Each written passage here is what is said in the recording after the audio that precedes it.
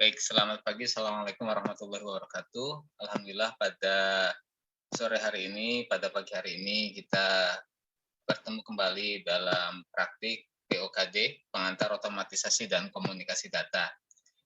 Seperti yang kemarin kita sampaikan bahwa kita saat ini mendapatkan mata kuliah POKD tanpa dasar yang memadai. Oleh karena itu, kita mencoba untuk bertahap menyampaikan materi-materi yang digunakan sebagai stepping stone atau tangga undakan untuk mencapai tujuan kita. Nah, sebelum kita masuk ke materi yang lebih dalam, terlebih dahulu kita akan menyampaikan pengenalan breadboard. Apa sih breadboard itu? Nah, breadboard atau sering juga disebut sebagai protoboard atau project board adalah papan rangkaian yang dapat digunakan untuk mencoba suatu rangkaian elektronik tanpa harus menyolder.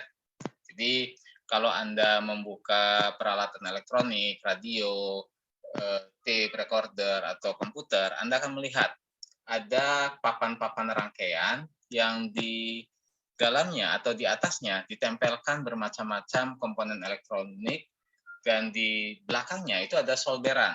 Nah, kalau kita menggunakan board seperti itu, maka ketika terjadi kesalahan, maka kita akan harus memperbaiki dengan cukup rumit.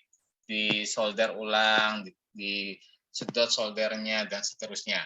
Yang ini tentu saja memakan waktu dan seringkali akan mengakibatkan kerusakan pada komponen elektronik karena adanya panas solder yang membuat komponen akan mengalami kerusakan, hangus dan sebagainya. Nah, untuk menghindari seperti itu, maka untuk menguji suatu rangkaian elektronik, kita sering menggunakan bantuan project board atau lebih kita kenal sebagai breadboard. Nah, bread roti, board papan, jadi papan roti. Kira-kira papan yang dapat kita tancapkan komponen dengan mudah, kira-kira begitu ya. Nah, keuntungannya adalah dengan menggunakan breadboard, ketika ada kesalahan, kita tinggal mencabut komponennya, kemudian memperbaikinya, memasangkan kembali kepada breadboard itu. Itu adalah keuntungannya. Jadi, dengan menggunakan breadboard, kita lebih menghemat waktu, menghemat biaya, dan seterusnya. Nah, karena nanti pada praktik kita akan menggunakan banyak komponen elektronik, maka kita gunakan breadboard sebagai dasarnya. Nah, ini ada macam-macam ya, silakan nanti Anda baca. Yang ingin saya sampaikan, breadboard seperti ini bentuknya. Ini breadboard, ini bentuknya seperti ini. Nah, lubang-lubang ini bersambung ke kanan. Nah, ini bersambung. Kemudian kalau yang di samping, di sayap-sayap, itu bersambungnya ke bawah. Nah, kira-kira seperti ini. Jadi ini 1A, nah ini pekodaannya ya, koordinat. 1A, 1B, 1C, 1D, 1E, dan seterusnya. 1A sampai 1E itu bersambung. Sehingga ketika Anda menancapkan komponen di 1A, komponen yang lain Anda tancapkan di 1D, maka komponen tersebut terhubung. Sama saja kita menyolderkan kaki-kaki komponen tersebut. Jadi terhubung ke sini. Kemudian ke bawah itu bersambung. Ke bawah ini bersambung. Jadi ini adalah lubang, kemudian ini yang sambungan ini menunjukkan sambungan elektroniknya. Oke, nah ini Anda nanti bisa lihat. Nanti kalau Anda searching juga sama ya. Anda searching, Anda cari breadboard. Nah, tampilnya seperti ini. Nanti macam-macam. Ada yang tidak ada warna, dan seterusnya.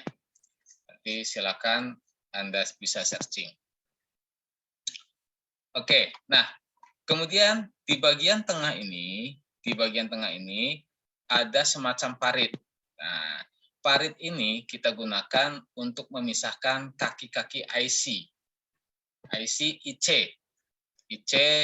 IC Integrated Circuit. Nah, Integrated Circuit itu adalah suatu komponen elektronik yang kelihatannya sederhana, tetapi di dalamnya itu terdiri dari banyak rangkaian elektronik. Nanti kita akan perlihatkan. Oke.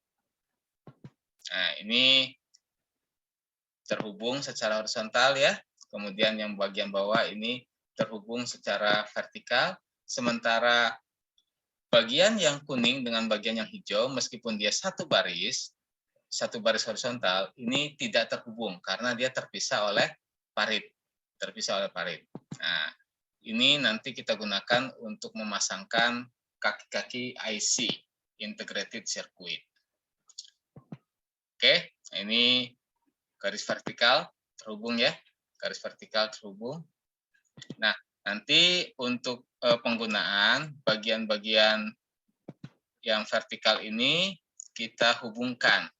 Bagian sisi sayap kiri dengan sayap kanan kita hubungkan dengan kabel. Oke, ini penggunaan kabelnya. Nah, ini tadi saya sampaikan bahwa bagian tengah itu kita gunakan untuk memasangkan IC, Integrated Circuit. Oke ya, ini bahasan sepintasnya. Nah, berikutnya kita coba praktek menggunakan Arduino. Kemarin Pak Aan sudah menyampaikan, menggunakan Tinkercad. Minggu lalu Pak Aan sudah menjelaskan banyak hal tentang Tinkercad. Oke. Nah, bagaimana kita memasangkan breadboard? Kita tuliskan breadboard. Nah, ini sudah keluar ya. Ada breadboard yang small, breadboard yang mini, dan breadboard yang normal. Oke, kita ambil breadboard yang small dulu. Pada intinya sama. Small dengan yang breadboard yang reguler itu sama. Yang mungkin agak berbeda itu adalah breadboard yang mini. Nah, breadboard yang mini ini hanya ada sisi tengah, bagian tengah, sementara bagian sayap kiri, sayap kanan atau di sini diputar ya, jadi posisi atas bawah. Nah, ini enggak ada. Oke, kita nanti gunakan yang small ya. Yang mini kita hapus dulu. Nah, kalau kita memiliki breadboard, kita mau mengecek nih nyambung atau tidak. Nah, kita nyari menggunakan multimeter.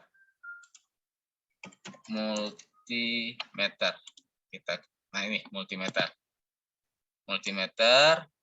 Nah, kalau untuk mengetahui nyambung atau tidak, kita gunakan R.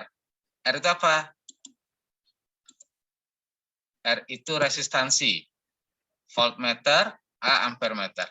Kita gunakan resistansi.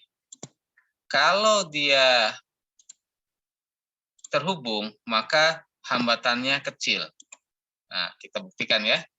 Kita simulasikan. Nah, hambatannya 0.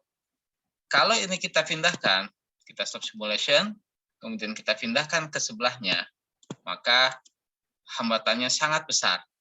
Nah, ini tidak terbaca ya. M mega ohm tidak terbaca. Gitu. Nah, bagian yang bawah juga sama. Bagian yang bawah sama.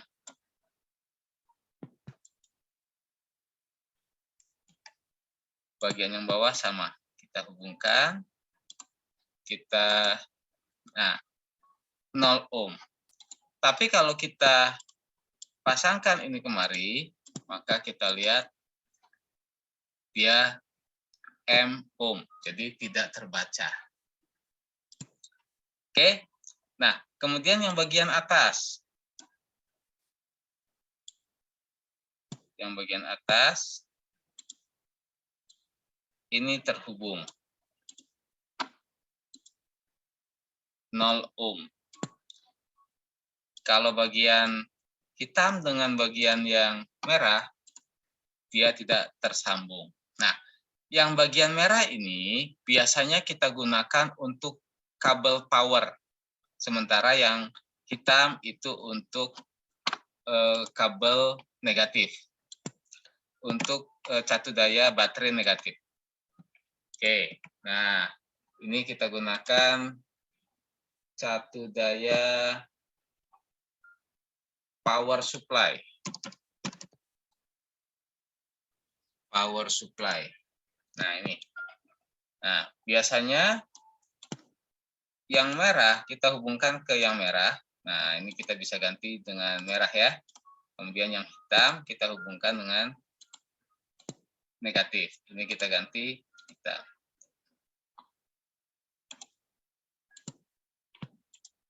Oke. Nah, ini seperti yang tadi disampaikan, bagian atas dengan bagian bawah itu tidak tersambung. Oleh karena itu kita sambungkan seperti ini. Kemudian yang satunya juga sama, kita sambungkan seperti ini. Nah, sudah. Jadi ini adalah dasar penggunaan breadboard. Oke. Sampai di sini kita cukupkan ya. Kalau ada diskusi, mangga silakan disampaikan. Terima kasih. Kita akhiri. Selamat pagi. Assalamualaikum warahmatullahi wabarakatuh.